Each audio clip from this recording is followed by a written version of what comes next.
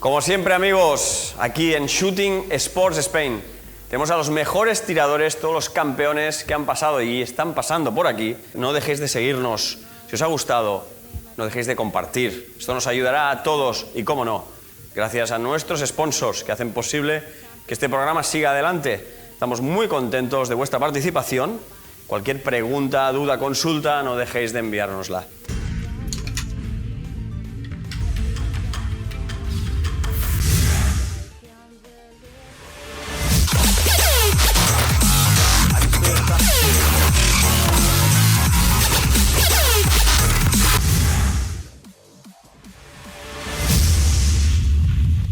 Hoy tengo el honor de presentaros entonces hoy aquí a Eric Grauffel. ¿Qué tal, Eric? Bienvenido, ¿cómo estás? Todo bien, gracias, muchas gracias. Muy bien. Vamos a pasar, primero que todo, a agradecerte que hayas aceptado nuestra invitación, como no. En primer lugar, Eric, y para coger un hilo conductor, explícanos para nuestros espectadores cómo empezó este apasionado mundo, ¿no?, del IPSC y cómo... Por eso mismo, ¿cómo te convertiste en todo un campeón, ¿no? ¿Cómo fueron tus inicios? Cuéntanos un poquito. It's a little bit long story, but basically I started age of 8 at the shooting range with my dad. Like most of the people get started, you know, at that age with a family member. I get to shoot to the range, shoot air pistols, and you know, during the Saturdays, the Sundays, basically my dad was babysitting me when my mom was working. And little by little, I get to shoot bigger caliber. By the time 9mm 45, they were the two main calibers in the sport. Mm-hmm. And then around the age 11, I started to shoot IPSC, so practical shooting. Oh. With the group of in the club, and little by little, how to say, the people around me at the club took me and helped me through through the process of learning shooting, learning some techniques by the time. So we're talking about the early 90s. Mm-hmm. I made my way up to the French Open Nationals around 94, 95 when I started to shoot like decently. So I entered the top guys in the country, and then my dad decided to bring me a little bit out more. So shoot international.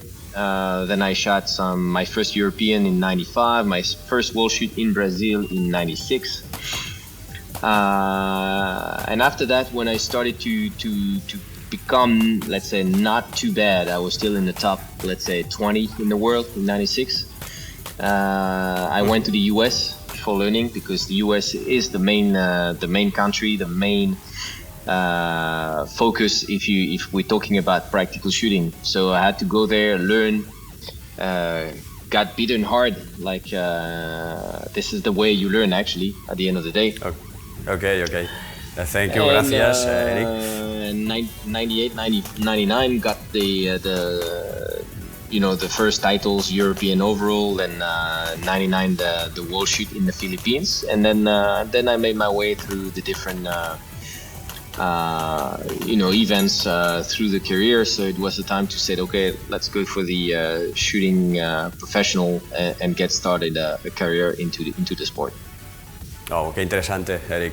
Thank you. Explícanos exactamente para nuestros espectadores que nos están viendo ahora mismo, ¿cómo estructuras todo el año en esta práctica, ¿no?, del IPSC? ¿Cómo te estructuras tú anualmente?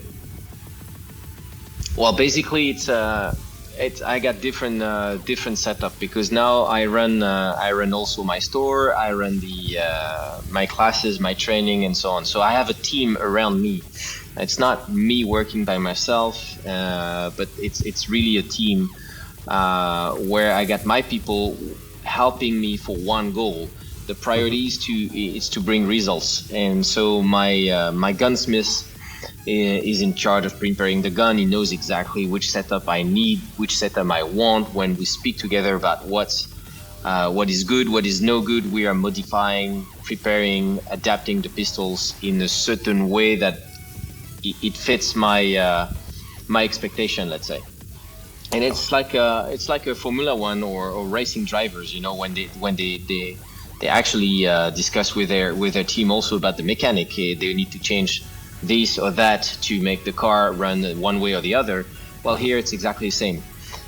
We have same discussion when it comes then to the ammunition, when we have to modify the components. Could be the powder, could be some issues with the primers. So we need to really control and maintain a certain level of quality on the equipment in order to trust it for me, and then obviously to perform. But at the end of the day, I'm getting older also, so the young ones are getting more and more and aggressive, in the sense that they need to take the wins, and myself getting older, I need to defend the position, which becomes harder and harder every year to defend. So it becomes very interesting. Interesante. Thank you, Eric. Y como comentabas, ¿no? Y importantísimo estructurar y como ese entrenamiento. Todos sabemos de la importancia de este entrenamiento en seco, ¿no? Cuéntanos también para ti desde qué punto de vista es tan importante este entrenamiento en seco. Y cuéntanos, desarrolla un poquito esta cuestión. It's a long question. There's a various version of it, and there are various options. You have some instructors, some shooters that believe that dry fire is important. I am on the side where I believe that shooting is way more important than dry fire. Dry fire is one base. It's one system, but it's not. It doesn't make it all. At the end of the day, it's an extra work that can be implemented in your training, but without shooting, dry fire is more or less useless. And the same thing, I would say, if you only shoot, you might miss some dry fire. And the issue with the dry fire I see, it's based on the memory system, and our sport is not memory based. So at the end of the day, if you start doing too much dry fire, you are executing and you become only good at one thing without necessarily be adaptive to various situations that IPSC can bring to you. Okay. Y Eric, una cosa es la importancia del entreno en seco, como muy bien comentabas ahora, principal, básica. Cuéntanos también cuánto le dedicas a este deporte, cuánto le dedicas al día a día a tu entreno. Ahora entraremos en ámbitos muy específicos si quieres, pero en general, ¿cuántas horas le dedicas al entreno? More or less, I train about 3 to 4 hours every day. Between the gym, between the shooting, and most likely dry fire is about 10 to 15 minutes, no more. For a couple of reasons, 10-15 minutes, I'll be fresh, so I need to execute certain moves in a certain way that I believe, let's say they are done cold, without any warm-up, any preparation, so it needs to be done clean from the start. And also it's not shooting, so I rather shoot, like a driver would tell you, I rather drive on the road than play video games. Well, it's more or less the same. I rather shoot than do clicks, and it has no respawn, no return, let's say. Sí, ok. Fíjate, Eric, que a lo que comentabas también hemos detectado que también es muy importante y le dedicas mucho volumen de tiro, ¿no? En este sentido. ¿Qué de importancia, ¿no? Tiene también el hecho de tirar mucho, ¿no? ¿Es totalmente cierto? ¿Es verídico? Cuanto más tiramos, más evolucionamos. Yes and no. At some point, the evolution is not confirmed. However, when you break a certain limit, you become it becomes more natural to pull the shot. You do it right or you do it wrong, doesn't matter at this point. But it becomes more natural for you to execute whatever technique, whatever shooting you are in. In my case, on the normal training, we're talking about 500 rounds a day, 6 days a week. So you can imagine roughly the volume, it's 3,000 a week. So we're talking about 10 to 12,000 a month. on the hard, heavy season, it's 150,000 ammunition a year. So it's pretty strong volume. That means you must trust your equipment, you must trust yourself, you must be in condition, because that's a lot of shooting. When it comes to preparation of a world shoot, for example, we are more about 3 weeks to 4 weeks before. The volume goes to up 2,000, 2,500 a day, and that's 7 days a week. So that's hard volume. Es very important, es muy importante, lógicamente, las carencias de entreno. Y Eric, independientemente ahora de quizá la parte, como hablábamos de la parte más técnica, práctica, y sobre todo de carencia que hablábamos ahora mismo, me gustaría entrar más en detalle ahora mismo, quizá en la parte esta más psicológica, si le queremos llamar de alguna manera, o parte más mental, que yo siempre la llamo una parte más intrínseca de un deportista. ¿Qué tan de importancia y a la vez cómo te preparas? Porque una persona como tú, un gran campeón, campeón del mundo, y durante tantos años este recorrido profesional a nivel deportivo, ¿cómo te preparas mentalmente para estar siempre ahí arriba, ¿no? It's also not an easy answer, because it all depends of profiles of people. Each person has a different approach or profiles, and you can say different reactions to different programs. Some people will need the help of a coach that will canalize their feelings, their fears, their trust. How to say, all these feelings, they need to be let's say driven in one direction in order to maintain the person in a certain range of capacities or capabilities. You have the other peoples that are that need the support, like could be a family support or background support, or there just to make them feel in a good trust, in a goodwill, no matter what. Then you have the profile of the people that believe that by visualization of what's going to happen, they need to see themselves into a winning position or in the podium position or whatsoever, to hopefully execute and approach the result. To me, those feelings are risky, because it puts the person dependent of a certain system, and if that picture is not happening, the risk is are we able to be in the profile that the guy or the person or the athlete will survive that situation mentally, or will he crash? So there's a huge variation. My profile, I'm most likely by myself, even though I have a team, a crew around me that helps me for all the technical, mechanical part. However, I deal personally myself all my feelings, so I do not express, I do not share them necessarily to people, and I have only one goal. It's what I believe in execution, but not necessarily a win.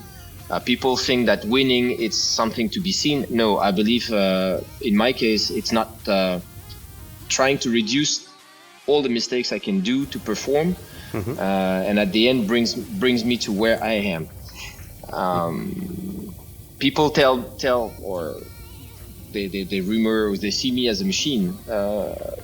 Maybe yes, maybe no. I don't feel being a machine, but what I do is I do the best of myself at the moment, at the execution. I'm not trying to win. I'm not trying also to lose.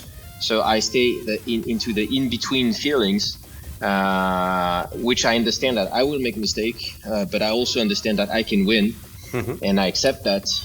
But also I am prepared to be second place.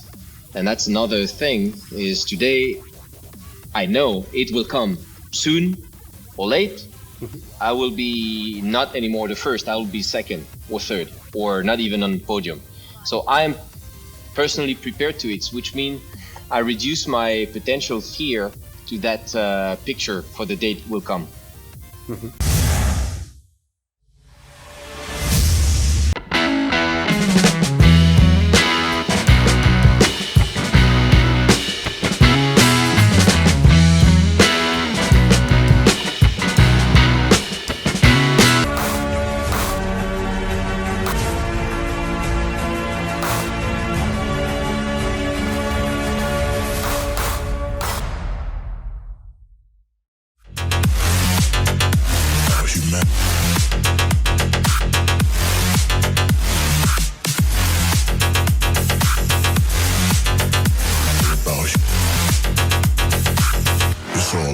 humanity.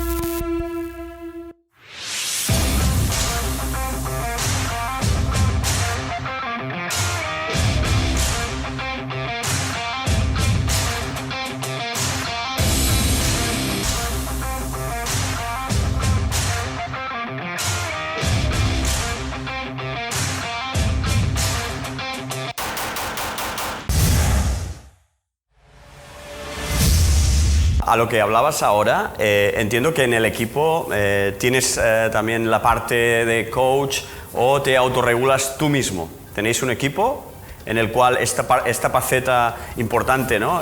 Sobre todo tan mental, entiendo que es muy importante para el empuje, ¿no? A llegar a estos niveles? Definitely, you need to trust the person who are with you. So basically, when it comes to mental, it's more my wife who send me a text or send me, or she's calling me and say, "Hey, what's going on? You're not performing." So I got always that little thing that behind that says, "Hey, you're not on the spot. Bang, go work." All right, so that's what's happening. Beside that, I got my gunsmith. Sebastian, that comes with me, he's also a shooter, he's also a competitor, so he knows me, he knows how I react, he see my eyes, he see my face, he knows what he has to do, he knows what's going on, and that's convenient because then I can trust we rely each other to the performance, because maybe yes I win today, whatsoever people think, but it's not only me winning, it's my team. Because without them, I'm not sure I'll be able to perform that way. Okay, thank you. Eric, nos han hecho muchas preguntas también, es una de las preguntas que deseamos también hacerte, porque quiero entrar ya en la parcela más de la competición en sí, ¿no? Que hablábamos. Entonces, ¿cómo te preparas un stage antes de empezar con todo lo que conlleva? Y hemos estado hablando, ahora hablabas muy bien, ¿no? De esta parte más psicológica, más de preparación, pero a nivel más técnico, físico, o sea, un compendio global. ¿Cómo te preparas en un stage antes de una competición? Nothing more than what we more or less described. I mean, when you get to the stage, you get to your walkthrough, and then you try to evaluate the several options and which one is the more valuable at that point. Is it worth to take risk and perform and to win that stage? Is it worth to just survive the stage? It's always questionable at some point. Are you here to perform the best of yourself? Are you here to perform the win on the stage? It's really to be depending on the stage. However, the goal at the end is just to execute the stage with, let's say, a decent numbers of alphas, we know that it's almost impossible to be clean on every stage, meaning only alphas on every single stage, especially when it gets to 30 stages, for example. But let's say that I always try to execute this as clean as I can and try to avoid over risky situation if I don't have to. Por lo tanto, muy importante también que nos cuentes esa faceta de la visualización. ¿Trabajas mucho en esta parcela de visualizar sobre todo el briefing, tenerlo todo muy claro? Esto creo que es muy importante también, ¿no? Yes and no, because if you visualize something and it's not happening, did you prepare yourself for a second option? So then if you start thinking this way, that means you need to visualize the several outcomes, the several options, and are you able to visualize them all? I'm not sure. I'm more working on every not visualizing but analyzing what can happen if I do this or I do that, and what would be my outcome options. So if this happens, so basically it's a pre-planning but not visualizing, because I know what I'm expecting. I know what is my first, let's say, stage plan, but most likely we are human and not robots, so there will be some failures. So you have to be prepared for the failures, and that's what I'm preparing. So I'm actually working on the wrong side and on the right side. Que es la estrategia y la táctica, ¿no? ¿Qué papel juega en este deporte? It is important. The problem is how you see it. I see it on the more global picture than most people. People are just doing a one by one stage, and they're actually trying to strategize stage by stage. I strategize based on the stage, but I strategize also based on the competition here, which means whoever is coming to the competition, I know their profile. And so that means I play on several on several levels in order to perform and execute a result at the end of the day. So it's a different it's a complete different approach, and I'm not sure how many people we are in the world to do it this way or see it this way.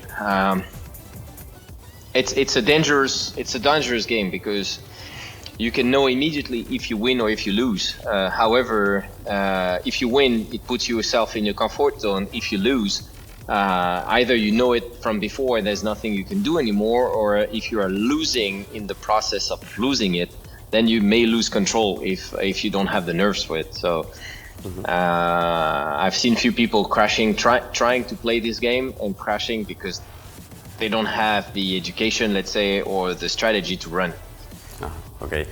Y Eric, estamos llegando casi al final de nuestra entrevista, pero no sin antes me gustaría que transmitieras a nuestros telespectadores. Hemos detectado que cada vez más, afortunadamente, más tiradores se están pues aficionando, ¿no?, al mundo del IPSC. Desde tu parte tan profesional y como campeón, ¿qué les recomendarías a la gente que nos está escuchando y que se está adentrando, ¿no?, en este magnífico deporte? ¿Y qué consejo les darías? Well, the first part missing for sure. It's the people don't get enough knowledge about shooting itself.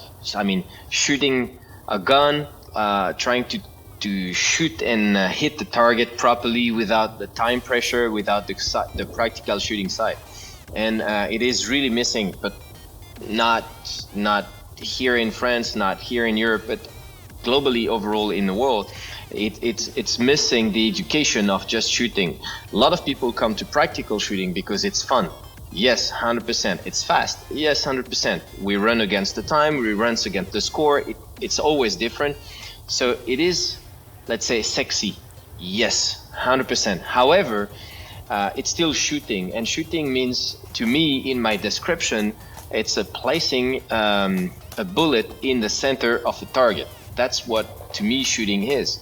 And if people get to shoot without any knowledge about how to pull a trigger, how to aim, how to make the gun work and everything, you can see that a lot of shooters are missing it, are missing the fun, but are missing because then they go to competition, and of course from one to another, it might be let's say, simple competition, like a harder competition, depending which one you go for. And also the profile of competition are different from a country to another one. Example, you go to Europe, we are more on medium distance target, 15, 20 meters, some hard shots, a lot of static, but a lot of movement. You go more in Asia, it's more fluid, more movement, more shooting on the move.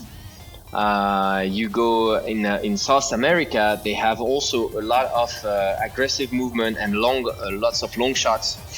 US, there's a lot of mechanic. They like all these moving plates, drop down, bonus, all these systems, and we don't have that much or not enough, let's say, in Europe.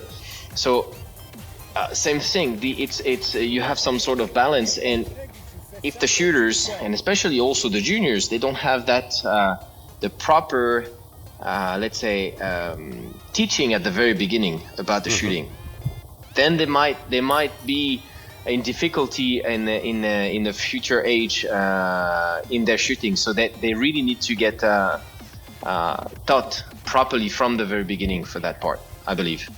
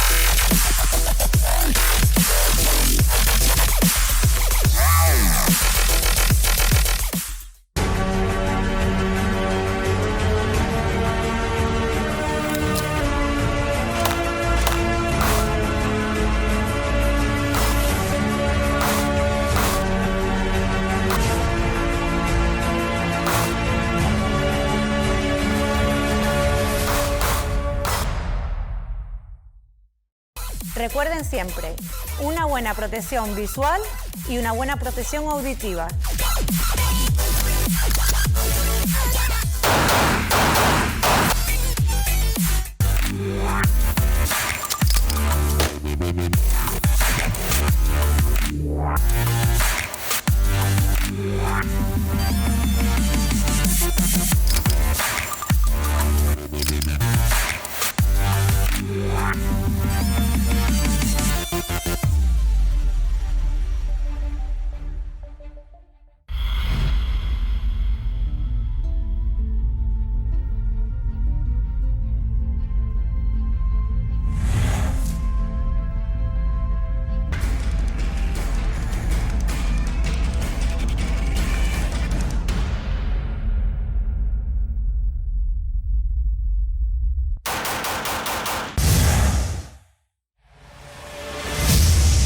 Y Eric, ahora sí, cuéntanos para finalizar, con esta situación global que estamos viviendo, ¿no? Que no hace falta recordar este año pasado, este 2020, cuéntanos un poquito para nuestros espectadores que nos están viendo, tus proyectos de cara a 2021, cuéntanos un poquito.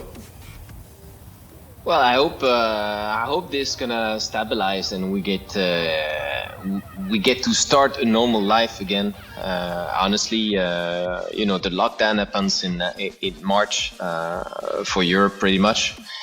And then most competition got cancelled. We had a few here and there, but if you can't travel, if we can't fly, it becomes complicated to get to from one point to another. So, well, let's say that 2020 was clearly not the best year for any sport. Anyway, we've seen the Olympic got cancelled also, so our World Shoot got cancelled.